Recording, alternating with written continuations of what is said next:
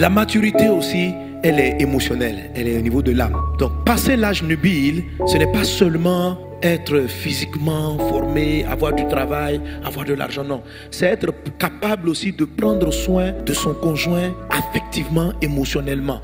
Pourquoi prendre soin? En fait, l'un et l'autre prennent soin l'un de l'autre. Ça, c'est le plan de Dieu. N'oubliez pas ce que la Bible dit dans le livre d'Ecclésiaste. La Bible dit deux valent mieux qu'un. Si un tombe, l'autre le relève. C'est-à-dire que dans un mariage, le plan de Dieu, c'est que les deux sont forts. De sorte que si un malheur arrive à l'un, l'autre est capable de le relever. C'est-à-dire, l'homme que Dieu te donne, il est suffisamment fort pour te fortifier quand tu es fatigué. La femme que Dieu te donne, si tu faiblis, elle peut prendre la relève. C'est pourquoi deux valent mieux qu'un. Mais quand un est trop faible, c'est comme si tu n'es pas marié en fait. Quand on dit tu vas mûrir en stature, il y a aussi la notion de l'âme. Alors, la maturité de l'âme, elle est vraiment majeure dans le mariage. Je pense que l'élément essentiel dans le mariage est basé sur la maturité de l'âme. Quand l'âme est mûre, quand l'esprit est mûr, le corps va naturellement, l'attitude de la personne va changer, elle va avoir une attitude mature. De nos temps, les âmes sont brisées. Alors, il y a ce qu'on appelle dans l'homme, dans tout homme, ce qu'on appelle son réservoir affectif. Vous voyez, lorsqu'un enfant vient au monde, il a besoin d'être aimé, il a besoin d'être encadré, il a besoin d'être pris en charge parce qu'il ne sait rien faire lui-même. Et ce sont ses parents qui lui donnent l'amour, qui le comblent d'amour, qui le comblent d'attention, de toutes ces choses-là. Et à un moment donné, lorsqu'il commence à atteindre l'adolescence et qu'il va vers le mariage, c'est cet amour-là qu'il va maintenant commencer à donner. Il est mûr et il peut le donner aux gens. Il peut aimer, il peut être patient, il peut être attentionné, il peut prendre soin. Mais il y a un moment donné où on prenait soin de lui. Et il y a un temps donné où il va être capable de prendre soin de quelqu'un. Et c'est valable pour les hommes comme pour les femmes. Alors, il se trouve que la majorité d'entre nous, cette étape de la vie avec nos parents humains n'a pas été comblée en ce qui concerne le besoin affectif, le besoin d'attention. Alors, ça va créer une forme de dérèglement. Et il y a des personnes qui mûrissent physiquement, mûrissent physiquement, mais leur âme qui n'a pas reçu la considération, le respect, l'attention, etc., va commencer à en demander excessivement.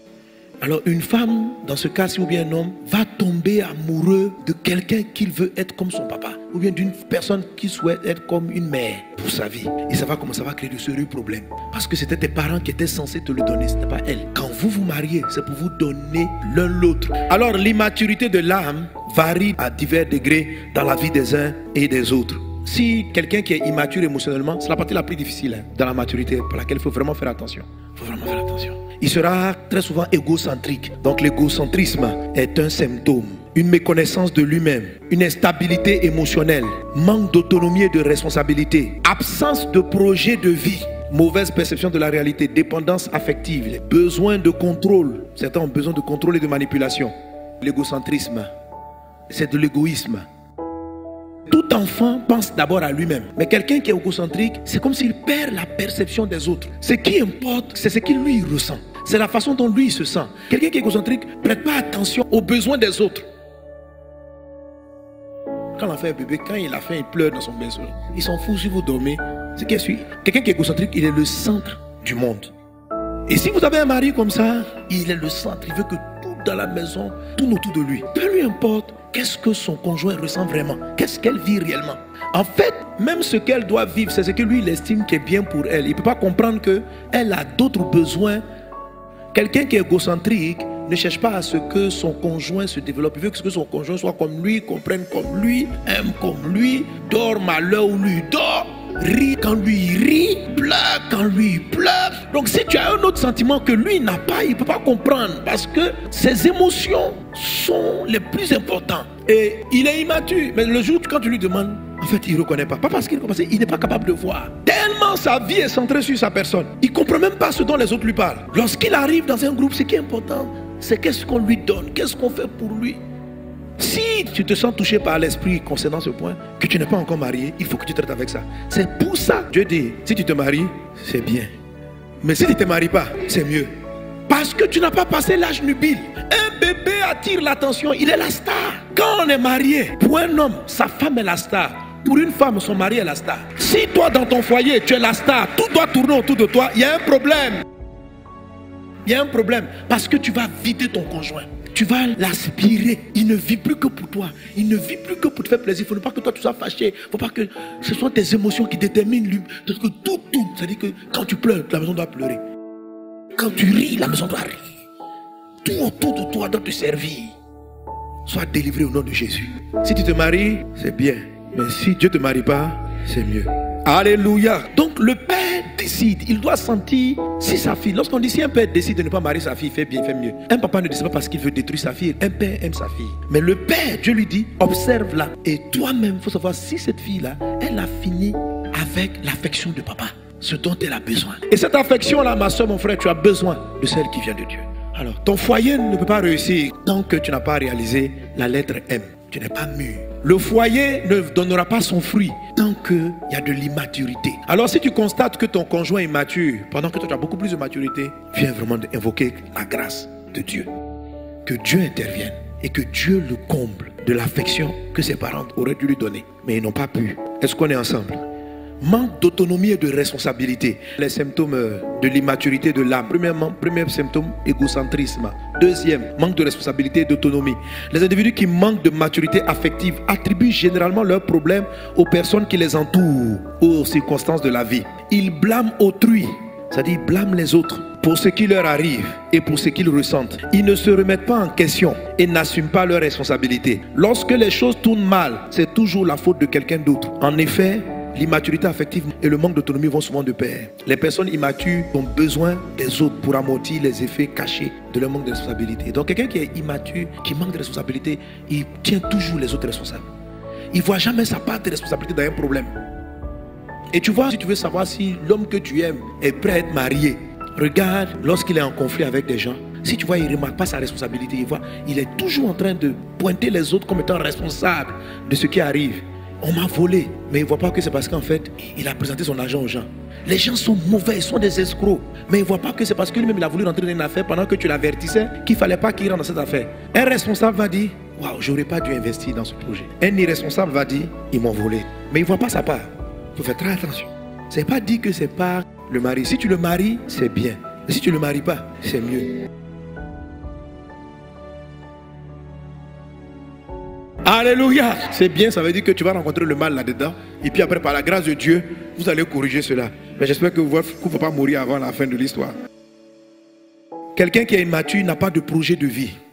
Un des symptômes de l'immaturité de l'âme, c'est manque de projet de vie. Si tu vois un homme, il doit sentir où il va. Alors si tu es dans ton foyer et que tu ne sais pas où tu amènes ta femme, c'est difficile de savoir précisément où on s'en va. Mais tu sais que tu t'en vas quelque part. Tu ne subis pas la vie. Tu essaies constamment de prendre une certaine direction vers laquelle tu vas orienter. Ça, c'est déjà un signe de maturité. Que cela soit ton partage au nom de Jésus. Et une femme aussi, sent un peu ce qu'elle veut. Il faut sentir ce que tu veux pour que Dieu puisse t'orienter. Alléluia. Quelqu'un qui est immature a un symptôme qu'on appelle la dépendance affective.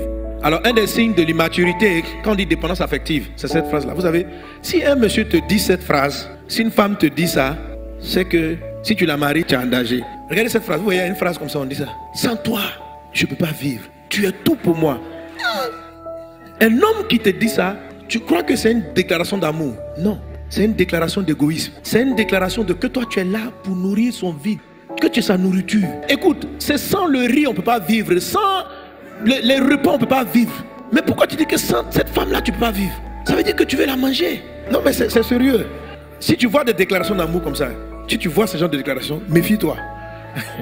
Méfie-toi, parce qu'il a une dépendance affective. Il est dangereux. Il est égocentrique, il ne pense qu'à lui. Il n'est pas mariable. Il va te faire du mal. Il se sert de toi pour combler lui son besoin. Il ne voit pas s'il te détruit, il ne voit pas s'il te construit, il ne voit pas qu'est-ce que ça te crée. Lui, ce qu'il voit, c'est qu'est-ce que toi tu vas lui apporter. Si tu n'es pas là, je ne peux pas respirer. Si tu n'es pas là, mais ils font de bons poèmes avec ça. Tu es la lumière de ma nuit.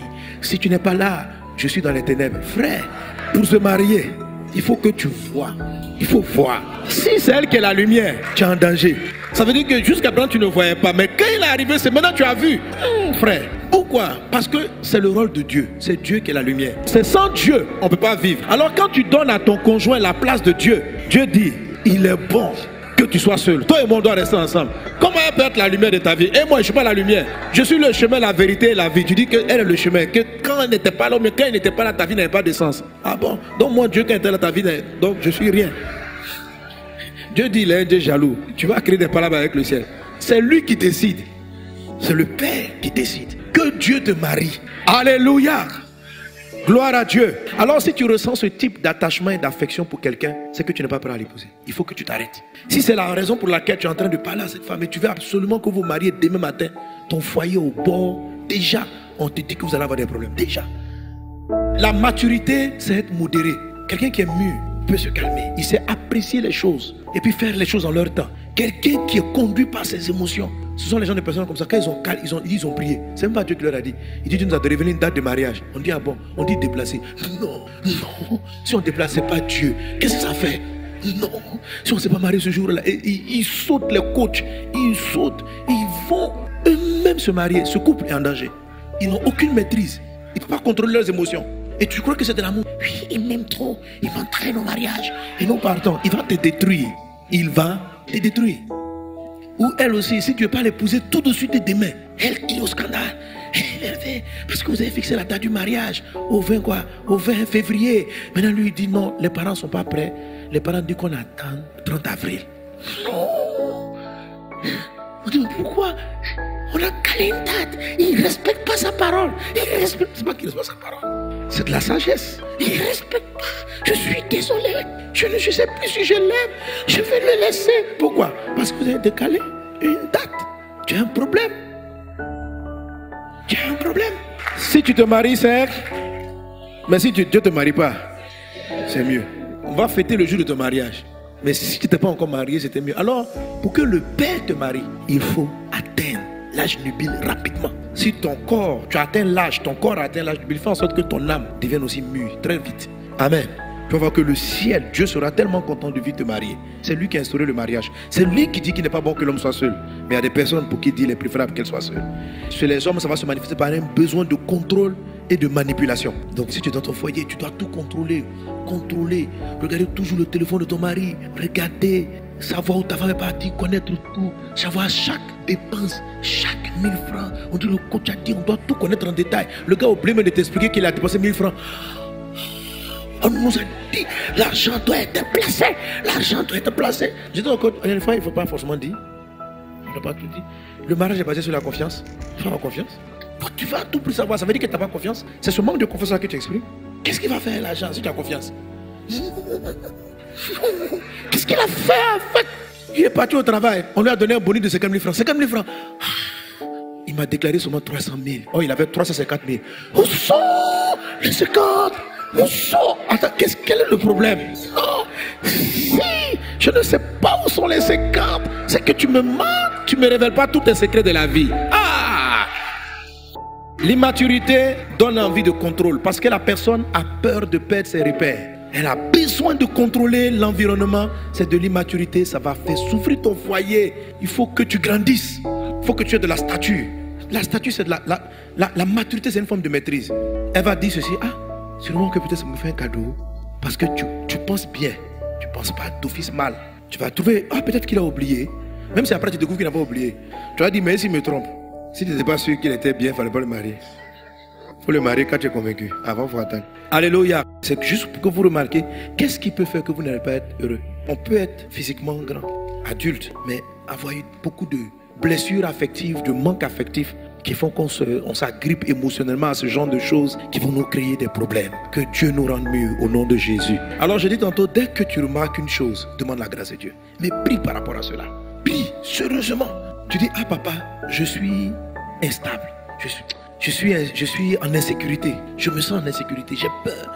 Quand je ne sais pas où il est, tu as commencé à cheminer avec un frère. Vous savez, les soeurs, tellement on souffre dans l'enfance. Les soeurs qui ne savent pas que c'est pour ça les frères les fuient. Et Dieu ne sait pas, on cheminait. Et puis un coup, il a disparu. Les frères sont des fautifs. Ma soeur. Un homme qui a l'impression que tu veux le contrôler. Et puis, souvent, le truc, c'est que quand on parle avec elle, elle ne sait pas pourquoi le frère a disparu. Mais c'est qu'en fait, il ne peut même pas t'expliquer. Parce que tellement tu es possessive. S'il t'explique, tu vas les griffer. Ça dit que tu peux. Donc, il disparaît. Parce que disparaître, c'est mieux. C'est-à-dire que t'expliquer qu'il va te laisser là, c'est bien. Mais disparaître là, c'est mieux. Oui, il disparaît. Dans le cheminement, il y a des soeurs comme ça. Elles cheminent. Puis un coup, le frère est parti. Les frères dans l'église ne sont pas sérieux. Ils prennent des paroles. Non. Qu'est-ce qu'il a fui? Il a fui. Il ne t'a pas laissé pour une autre soeur. Il a fui. Il a fui. Mais il a fui quoi? Il a fui ton immaturité émotionnelle. Déjà, vous n'êtes pas encore marié. Tu gagnes combien? Tu suis sa vie. Le gars, tu suis sa vie. Déjà, à l'église, vous êtes en cheminement. Tu regardes mal les soeurs. Dès que tu causes avec une... Le gars est bizarre. Donc, chère sœur, ne dis pas que tu ne comprends pas, tu prends de l'âge, les gens ne te regardent pas. Mais peut-être que les gens te fuient. Tu es belle de figure, tu as une belle statue, mais ton âme n'a pas passé l'âge nubile. Il faut que ton âme passe l'âge nubile pour que Dieu puisse te marier. Quand Dieu choisit de te marier, quel que soit l'endroit où l'homme se trouve, il va venir. J'aime cette phrase-là, un père marie sa fille. Ça dit c'est un pouvoir puissant que Dieu donne au père. Ça veut dire que Dieu le père il te marie ou il ne te marie pas. Et puis ça s'arrête là. Je dis, Paul, comme ça? Il dit, oui, le père marie. S'il ne veut pas aussi, il ne marie pas. Comme ça. Et le choix de la personne, il dit, c'est pas important. Parce que quand le père marie, c'est que c'est bien. Amen. Sa décision, c'est la meilleure décision qu'il puisse prendre. Or, le père des pères, c'est Dieu le père. C'est Dieu, notre père. Parce que les parents biologiques peuvent avoir été absents. C'est la raison pour laquelle on a tous ces vides affectifs. On peut nous avoir blessés. Les conflits qu'on a vus dans notre foyer. On a grandi plutôt avec sa grand-mère. Tout ça, ce sont des drames. On est tous sortis de drames d'une manière ou d'une autre. Et ça laisse des séquelles en nous. Mais en Christ, ces choses-là sont rétablies. Que Dieu nous guérisse. Mais il faut avoir l'humilité de reconnaître qu'on n'a pas encore passé l'âge nubile. Et que ça peut être ça la cause du retard. Alors donc là, c'est la croissance de l'âme. La croissance, stature en esprit, elle est importante. Là, c'est la maturité spirituelle. Elle est importante. Amen. Mais le vrai sens même, c'est la maturité de l'âme. Le temps, l'esprit, quelqu'un qui aime le Seigneur, qui aime la parole de Dieu, qui est passionné de la parole de Dieu. Voilà. Bon, maturité spirituelle, la condition sine qua non, c'est la réelle conversion. Tu dois checker la conversion, ça c'est là. Voilà. Maintenant, est-ce qu'il est suffisamment mûr pour pouvoir t'éduquer dans la parole, te former dans la parole? C'est mieux. Amen. Mais ça peut se construire dans votre couple. Ça peut se construire. Mais la maturité de l'esprit, j'ai parlé du corps, ce sont les habitudes, les actes qu'on pose au quotidien. Une femme doit prendre soin de son mari. Donc, je dois m'entraîner à ça. Je dois apprendre à m'occuper des enfants, de la maison. Je dois commencer à jouer mon rôle de femme dans mon esprit. Un homme doit commencer à jouer le rôle d'homme dans sa tête. Quand Dieu regarde ça, il est prêt à le marier. Mais ce n'est pas seulement l'attitude apparente, c'est aussi l'attitude intérieure, l'âme. Tu dois regarder puis dire, oui, tu as passé l'âge, je vais te marier. Alléluia.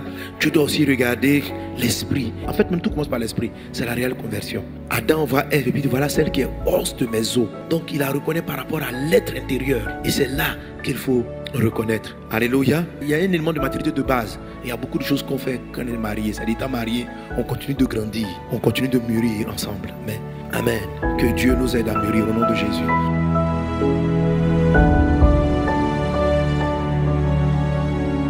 Quand tu parles, ta parole doit pas être brutale. Il doit y avoir de la grâce dans tes propos. Accompagné de grâce, accompagné de douceur. Il faut arrondir les angles quand on parle. Il faut cultiver ça, l'art d'arrondir. Il faut trouver la sagesse. Il faut trouver la sagesse de savoir t'exprimer à ta femme. Parce qu'il y a des paroles qui détruisent par manque de sagesse. Je savais que ce foyer n'irait nulle part si j'avais écouté. Oh, tu sais que tu vas rester, mais tes paroles là sont en train de casser ta maison. Est-ce que tu es obligé de dire ça?